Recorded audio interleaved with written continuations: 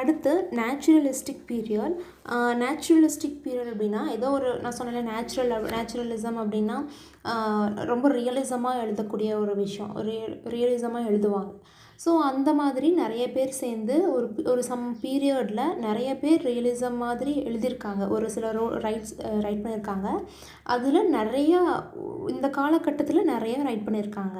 அப்படிங்கிற காலகட்டம் எது அப்படின்னா 1900 to 1914 தான் நிறையா ரைட் பண்ணியிருக்காங்க. யார் ரைட் பண்ணியிருக்காங்க அப்படின்னா ஜேம்ஸு, ஹவ்வல்ஸ், அடுத்து மார்க் நாவல்ஸ் அப்படிங்கிறவங்க, மார்க் ட்வெயின் அப்படிங்கிறவர், அப்புறம் வந்துட்டு எடித் வேர்டன், இவங்கெல்லாம் வந்து பப்ளிஷ் பண்ணியிருக்காங்க. இவங்க ரொம்ப வித்தியாசமான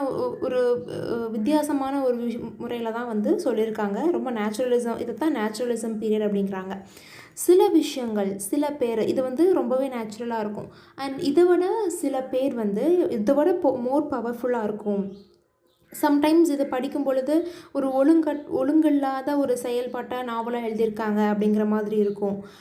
அது யாராவது ரைட் பண்ணியிருக்காங்கன்னா Frank Norris, Jack London, Theodore Dreiser, இந்த மாதிரி 3 பேர் வந்து ரைட் பண்ணியிருக்காங்க.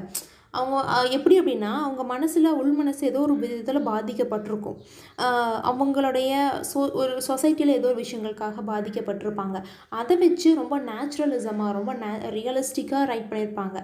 அதுதான் அவங்க தான் வந்து இவங்கெல்லாம் ரைட் பண்ணியிருக்காங்க. இதை கூட நம்ம நேச்சுரலிஸ்டிக் பீரியட் அப்படின்னு சொல்லலாம். அதே பீரியடில் தான் இவங்களும் இருந்திருக்காங்க போல். இதை கூட நம்ம நேச்சுரலிஸ்டிக் பீரியட்னு சொல்லலாம் அப்படிங்கிறாங்க. அதாவது first of all naturalistic period அப்படின்னா ஞாபகத்துக்கு வரக்கூடியது ஃபஸ்ட்டு இயரு, அதான பீரியடு. So 1900 to 1914. இதில் யார் தான் ஃபஸ்ட்டு முக்கியத்துவம் அப்படின்னா James, Howells, Mark Twain, Edith Wharton அப்படிங்கிறவங்க. இது போக இன்னும் பவர்ஃபுல்லாக இருக்கக்கூடியது சில டைம் அதை படிக்கும் பொழுது ரொம்ப ஒழுங்குமுறை இல்லாமல் எழுதியிருக்கிற மாதிரி இருக்கும். இதெல்லாம் தேவையில்லாத விஷயம் மாதிரி, அதாவது ஒழுங்குமுறை மாதிரி இருக்கும் அப்படின்னு ரைட் பண்ணியிருப்பாங்க இல்லையா. அவங்கெல்லாம் ஃப்ராங்க் நாரிஸ், ஜாக் லண்டன், அப்புறம் தியோடர் ட்ரைசர், இவங்கெல்லாம் வந்து ரைட் பண்ணியிருக்காங்க. நீங்கள் இன்னும் இங்கே தான் இருக்கீங்களா? முடிஞ்சிருச்சு, வீட்டுக்கு போங்க.